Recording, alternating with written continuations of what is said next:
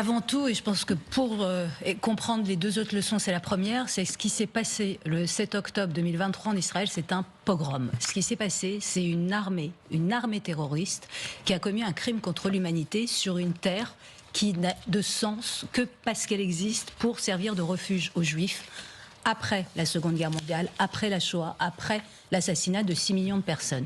Aucune armée arabe, depuis l'existence de l'État d'Israël en 1948, n'a commis ça. Ce n'était pas le Hamas, des combattants qui combattaient... Aucune armée arabe n'a connu de tels crimes. Jamais. Jamais. Je veux dire, ils ont combattu des soldats israéliens. Ils ont pris en otage des soldats israéliens. Ils sont battus contre l'État israélien. Là, les civils, là vous voyez...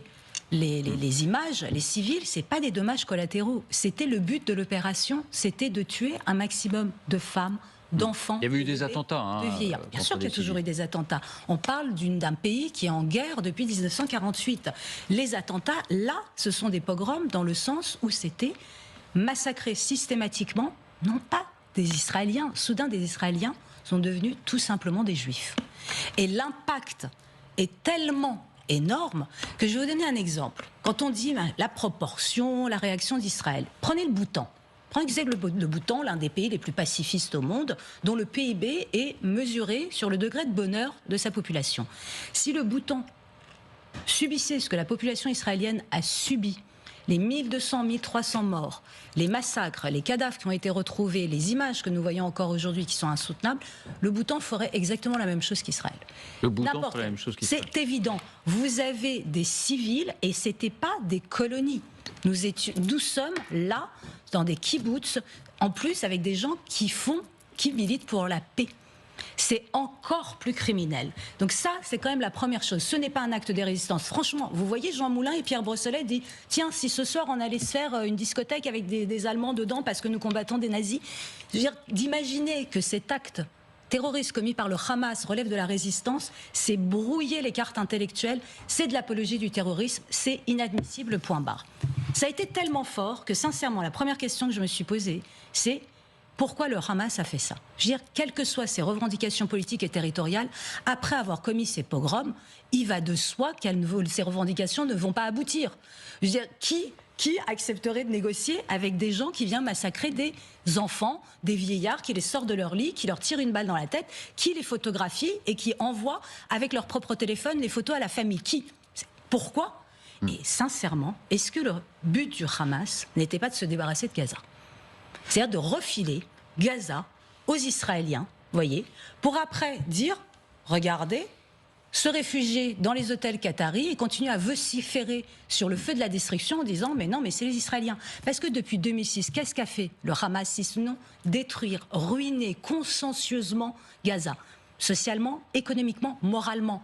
Je veux dire, la propagande sur les enfants gazaouis, la manière dont ont été éduqués ces enfants par la force, on leur a mis dans la tête que l'ennemi était les Juifs. La défaite morale est énorme. Ce pays est un ramassis de propagande. Il n'y a plus d'opposants politiques. C'est un totalitarisme qui a pris la main sur 2 300 000 Gazaouis.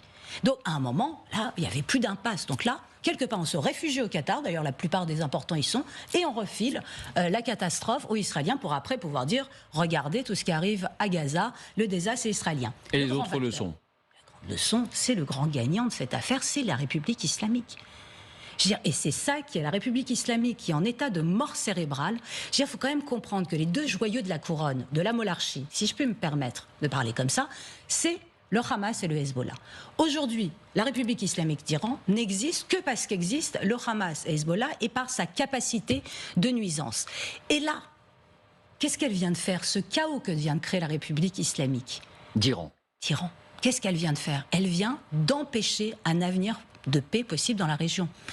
Les négociations avec l'Arabie Saoudite sont finies, les accords d'Abraham sont suspendus, tout est là dans un espèce de flottement. S'il n'y a plus d'avenir, je veux dire, quand vous êtes à la tête d'un État totalitaire comme l'est la République islamique d'Iran, tous ces mots-là, et que vous avez ces deux groupes terroristes que vous financez, je veux dire, là, le chaos qui est créé, ils se donnent des points de vie supplémentaires.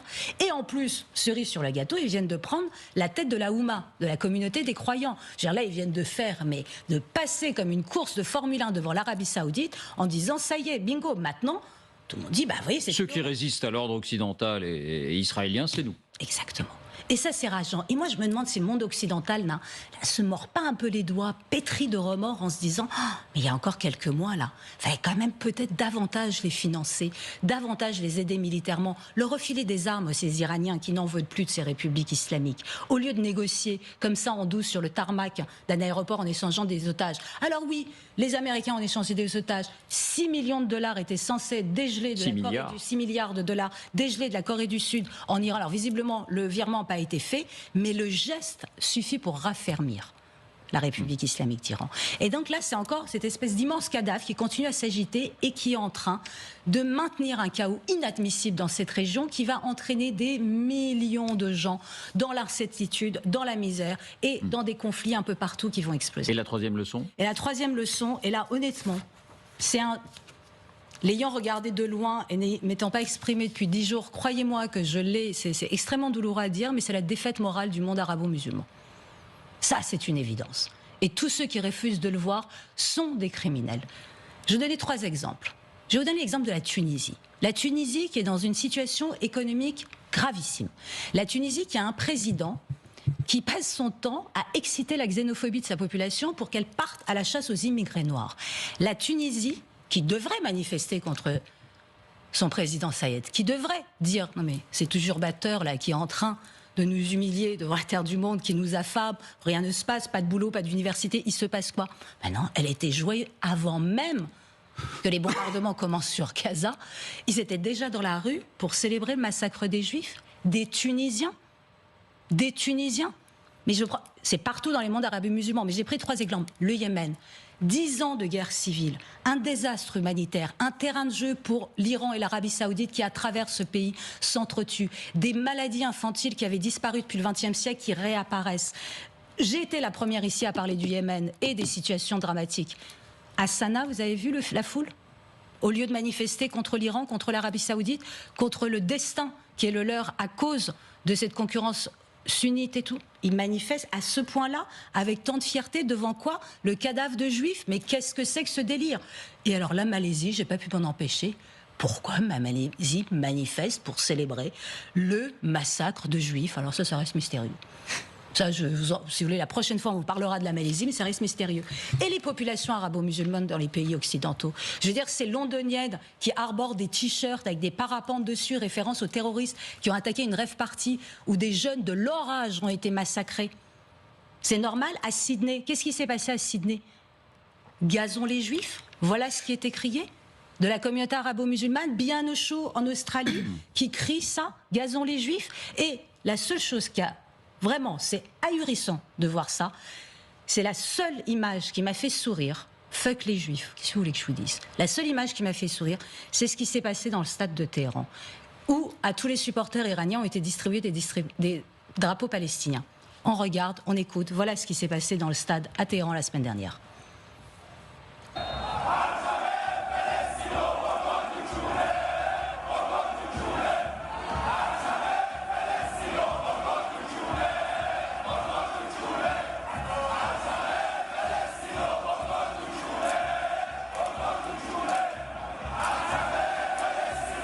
C'est le seul acte de résistance. En fait, malgré la vulgarité de cette phrase, c'est ce qui a sauvé le peu d'honneur qui restait à sauver. Et ils continuent à crier ça dans les rues. Et on oublie qu'à l'automne 2019, les Iraniens ont manifesté dans les rues au cri, pas seulement à Téhéran, partout de ni Gaza, ni Hezbollah.